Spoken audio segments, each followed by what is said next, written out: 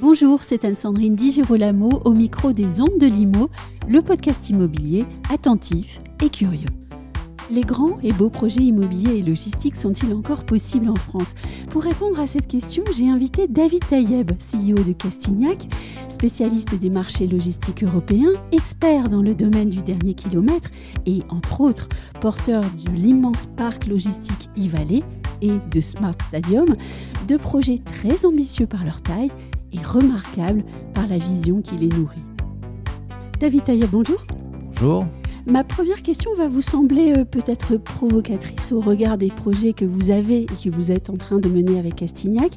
Est-ce que selon vous, il est encore possible en France de mener à bien de beaux et grands projets immobiliers logistiques ? Oui, et bien sûr.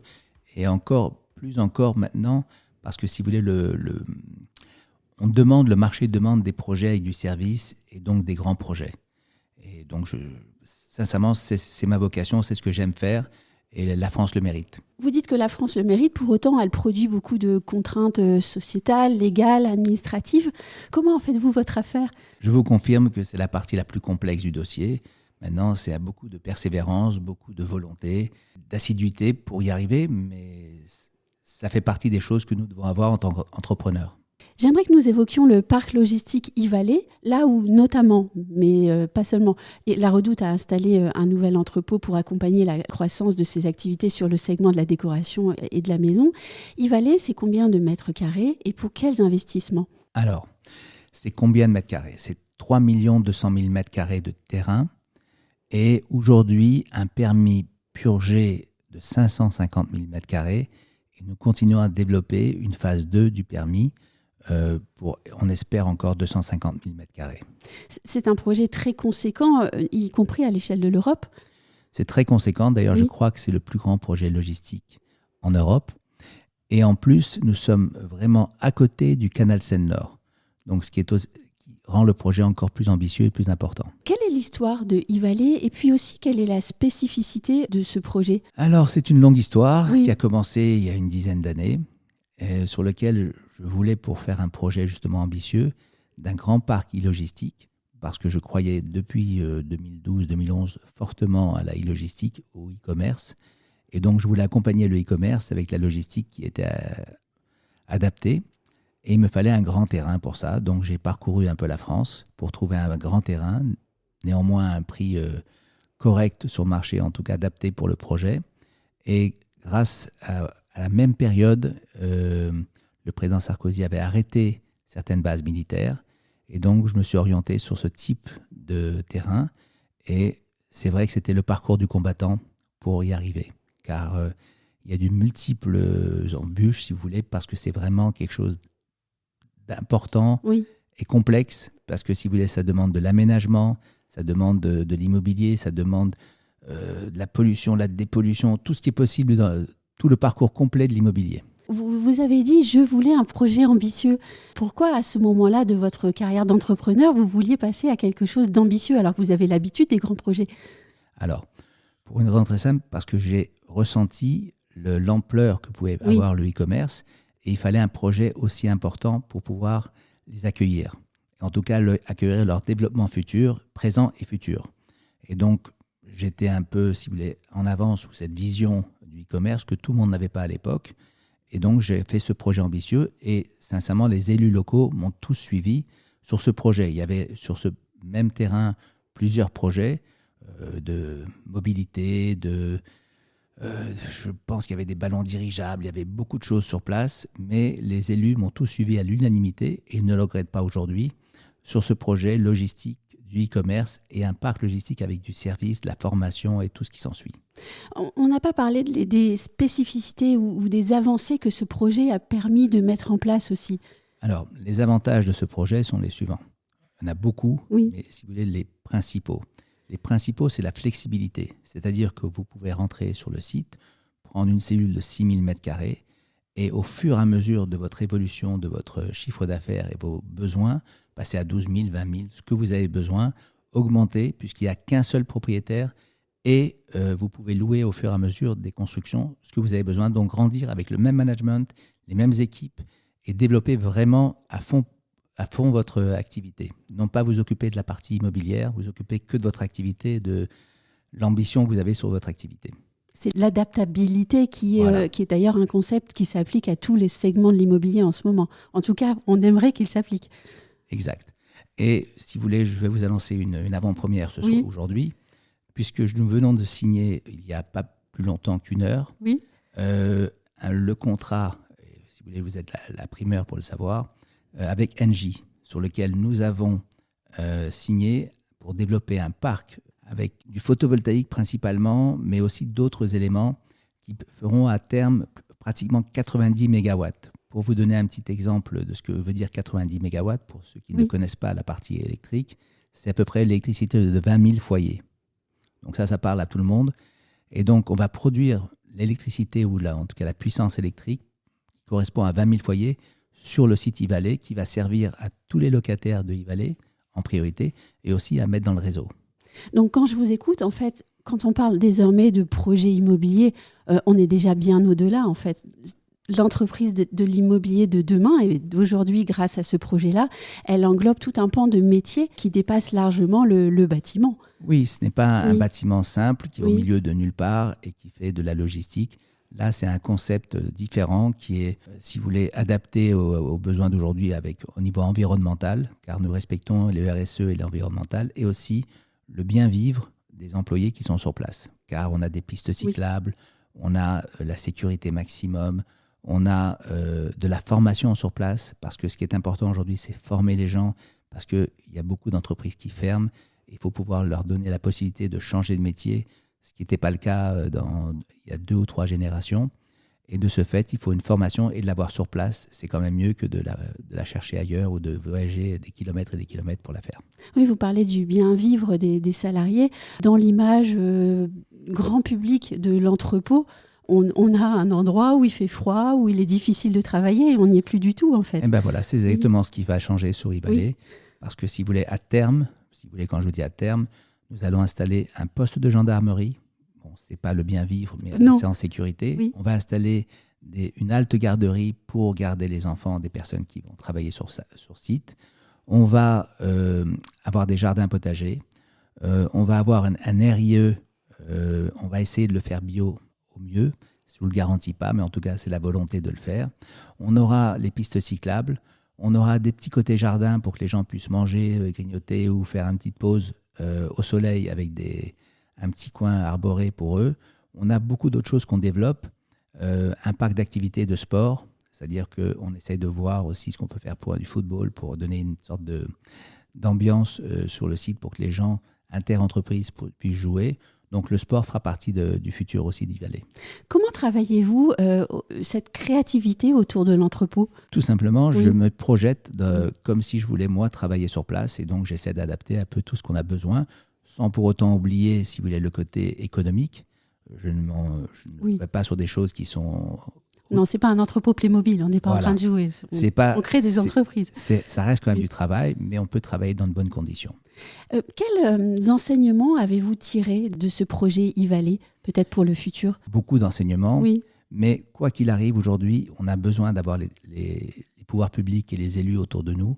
Et j'ai eu la chance, parce qu'on peut appeler ça une chance aussi, c'est que les élus de bords différents politiques ont tous œuvré dans le même sens, car le sens qu'ils voulaient, c'était le bien commun, et si vous voulez que tout le monde puisse trouver... Aujourd'hui, on a plus de 1000 emplois sur place. À terme, on espérera beaucoup plus. J'en avais, lors de mes premières interviews, parlé de 1300 emplois. Oui. Aujourd'hui, on est à un tiers du potentiel, voire un peu moins même, et on est à plus de 1000 emplois sur place. Je pense que de ce côté-là, c'est une réussite, mais c'est grâce aux élus, c'est grâce au président de région, qui vraiment m'a soutenu sur ce dossier aussi, et qui m'a donné toutes les aides nécessaires, les coups de pouce, pour pouvoir y arriver, avec l'aide de l'État aussi, car les préfets et les sous-préfets ont tous aidé dans le même sens. Mais ce n'a pas été simple, parce qu'on a eu beaucoup de difficultés administrative, la pollution pyrotechnique, la pollution, mais avec la bonne volonté de tous, on y arrive. Mais tout a été fait en pleine légalité, de tout, à la virgule près. Et si vous voulez, le temps a aidé et la persévérance a aidé. Je retiens de vos mots précision et persévérance. C'est obligé dans ce genre de dossier. Si vous pensez que c'est une opération de marchand de biens, vous l'achetez le lundi, vous le vendez le mardi, ce n'est pas du tout le cas. Là, c'est un chemin de croix, si je puis dire. C'est vraiment un travail très lourd. D'ailleurs, tous les gens, quand au début du projet, j'ai parlé de ça, ils m'ont dit « David, tu sais, t'inquiète pas, il y a 2 personnes en blouse blanche qui vont arriver, qui vont s'occuper de toi. » J'étais un peu pris pour un hérétique. Mais aujourd'hui, tout le monde s'associe au projet, tant mieux. Yvalet, c'est un projet immense, certains pourraient dire pharaonique, mais peut-être un petit peu classique finalement aux yeux du public qui ne connaît pas votre métier. Bien sûr, on vous a écouté, mais le public ne connaît pas le monde de l'entrepôt et de la logistique. Donc il pourrait se dire c'est un projet au fond classique. Alors, je ne veux pas dire classique parce qu'il n'y en a pas un deuxième. Donc si vous en donnez un deuxième, je penserais qu'il serait classique. Mais il n'est pas classique, il est atypique. Mais si vous voulez, c'est un travail de tout le monde, toutes mes équipes qui ont travaillé très dur, car je ne suis pas seul sur ce dossier, et je ne pourrais pas faire un dossier de cette ampleur sans mes associés historiques, sans mes associés partenaires, qui est un fonds qui s'appelle Brookfield, qui est un fonds canadien-américain, qui nous a aidés sur la vision aussi de grandeur, financement et tout ce qui s'ensuit, et ce qui nous a permis d'aller jusqu'au bout de notre projet. Mais le projet était en lui-même économiquement viable, mais il fallait un coup de pouce et c'est ce qu'on a pour faire le projet de la qualité de ce qu'on veut faire. Un autre projet mérite que nous nous attardions un peu aujourd'hui au micro. Il s'agit de Smart Stadium. Et là, ce projet-là part d'une réflexion sur nos modes de consommation, sur les impératifs de préservation de l'environnement, sur la contrainte de restriction du foncier. Alors, je vous laisse nous expliquer ce qu'est Smart Stadium, parce que je vais quand même me permettre de dire, il est encore plus fou que Yvalet, au fond. Si vous voulez, il va de pair avec Yvalet. Pourquoi ? Parce que Yvalet, c'est le grand entrepôt, la logistique, si vous voulez, en masse. Oui. Après, vous devez livrer cette logistique en masse chez vous à la maison. Pour ce faire, je ne vais pas vous livrer avec un semi-remorque chez vous à la maison. Il faut bien passer par un relais. Et ce relais est le point de livraison du dernier kilomètre, qu'on appelle vulgairement. Mais c'est ce qui permet de ce point-là de vous livrer votre petit colis, votre petit paquet chez vous à la maison par des modes, on va dire, écologiques ou bien perçus, soit en électrique, soit en hydrogène, soit en vélo, soit dans toutes ces possibilités-là. Je pense que dans le futur, il y en a encore d'autres qui vont se développer. Mais c'est ce dernier kilomètre que j'essaie de trouver par on s'appelle Smart Stadium. Pourquoi ? Parce que si vous voulez, au jour d'aujourd'hui, dans toutes les grandes villes, vous n'avez plus de terrain disponible. Pourquoi ? Quand il y a un terrain disponible, il est pris par un promoteur de logement ou un promoteur de bureaux qui, lui, va construire ses bureaux, ses logements. Et c'est normal, c'est l'activité normale. Mais il y a des choses un peu différentes des stades de foot qu'on a vus dans toutes les villes. C'était le point commun de toutes les villes. Et notre but, c'était de rehausser ces stades, de maintenir ce côté sportif et pour les habitants de la ville et d'en faire en sous-sol ou en rez-de-chaussée, de faire du dernier kilomètre qui ne dérangeait pas ou dérangeait le moins possible les habitants puisque c'était en mode écologique. Vous savez que le véhicule électrique n'a pas de vocation de faire beaucoup de bruit. Des fois, on fait même du bruit pour rappeler qu'il y a un moteur, mais il n'y a pas de bruit réellement. Donc, si vous voulez, ça se prête bien pour du dernier kilomètre. Comment vous est-elle venue l'idée d'entasser, si je peux dire, les strates entre les niveaux sportifs et puis d'autres choses, la logistique, peut-être aussi vous savez, les magasins et d'autres choses. Depuis les années 70, je pense qu'on dit en France, on n'a pas de pétrole, mais on a des idées. Oui. Et là, on n'a pas de terrain, mais on a des idées. Donc, on cherche des idées pour essayer de trouver des solutions à nos problèmes. Parce que des problèmes, il y en a, il faut trouver des solutions qui vont avec. Mais quand même, elle est venue comment, cette idée-là ? Alors, l'idée est venue que j'ai trouvé que c'était dans toutes les villes le seul terrain qui était plat et disponible et non pris par les promoteurs. Et donc, si vous voulez, j'essaie de trouver une solution. La solution était ce que je vous ai dit de Smart Stadium. Néanmoins, comme c'est quelque chose d'innovant et qui n'est pas dans le plan local d'urbanisme classique, mécaniquement, c'est compliqué à expliquer ce dossier-là et de faire une division en volume, de faire une séparation entre le le domaine public et le domaine privé. Et c'est là toute notre démarche pour essayer d'y arriver. On va y arriver, ça prend du temps, beaucoup plus de temps que ce qu'on pensait, mais on ne lâche pas. La persévérance, comme je vous ai dit, fait partie de nos qualités ou de nos défauts. Et comment est-ce que vous vous confrontez, alors par exemple, au plan local d'urbanisme ? C'est la négociation, les élus doivent comprendre que c'est un plus pour la ville, c'est un plus pour les habitants.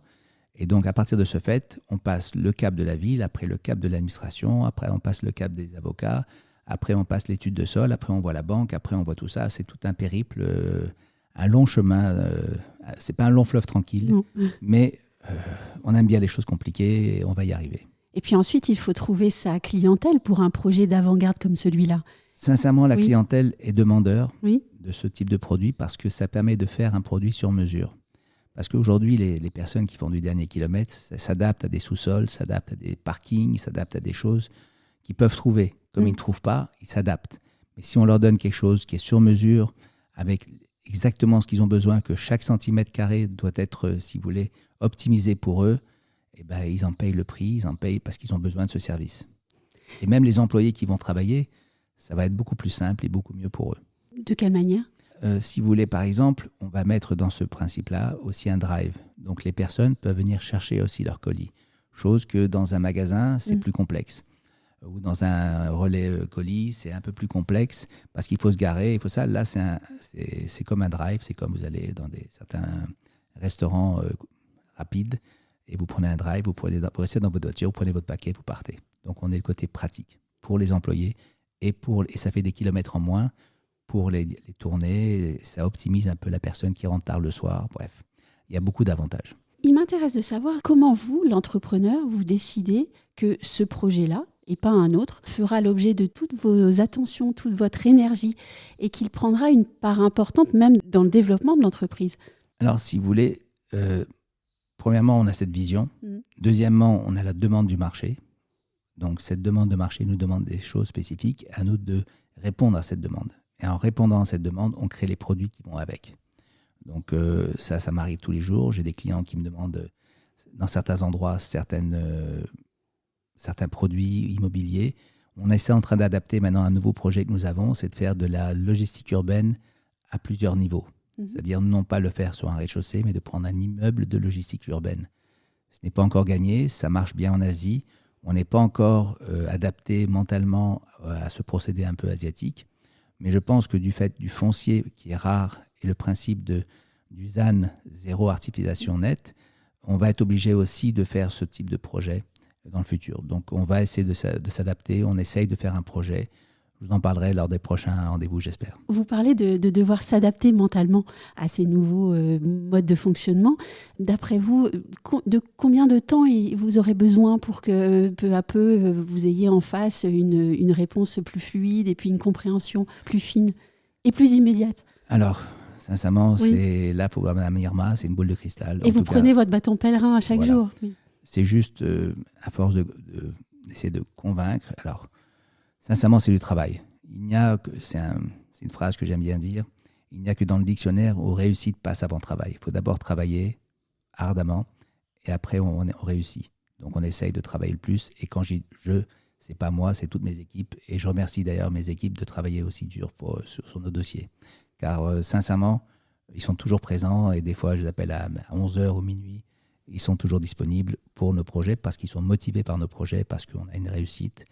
Et sincèrement, j'admire mes collaborateurs parce que moi, je suis motivé parce que je l'ai créé, mais il faut qu'aussi les collaborateurs puissent suivre avec cette même motivation. Vous avez parlé de la logistique urbaine telle qu'elle est développée en Asie. Est-ce à dire que nous sommes en retard ? On n'est pas en retard. On s'adapte à notre pays, à notre besoin.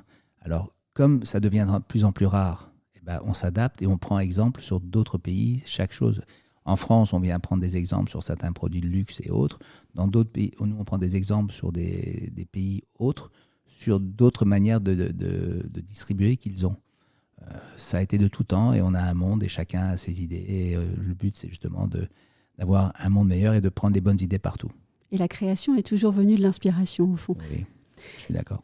J'ai une dernière question un peu plus personnelle. Si vous aviez en face de vous le jeune David Taïeb, celui qui n'a pas encore rêvé Smart Stadium par exemple, qu'est-ce que vous lui diriez ? Continue et essayons de vivre jusqu'à 120 ans, comme ça on aura plus de projets. Et on espère, je pense, à terme, vivre le plus longtemps possible. Et moi, si vous voulez, j'essaie de passer ça à mes enfants aussi. Et d'ailleurs, je travaille avec ma fille et mes 2 filles qui sont avec moi. Et j'amène mes 2 garçons bientôt aussi. Donc, si vous voulez, mon but, c'est de transmettre aussi aux générations futures cette même envie d'entreprendre, envie de réussir et envie de faire de grands projets pour un pays qui le mérite. Un grand merci, David Taïeb. Merci.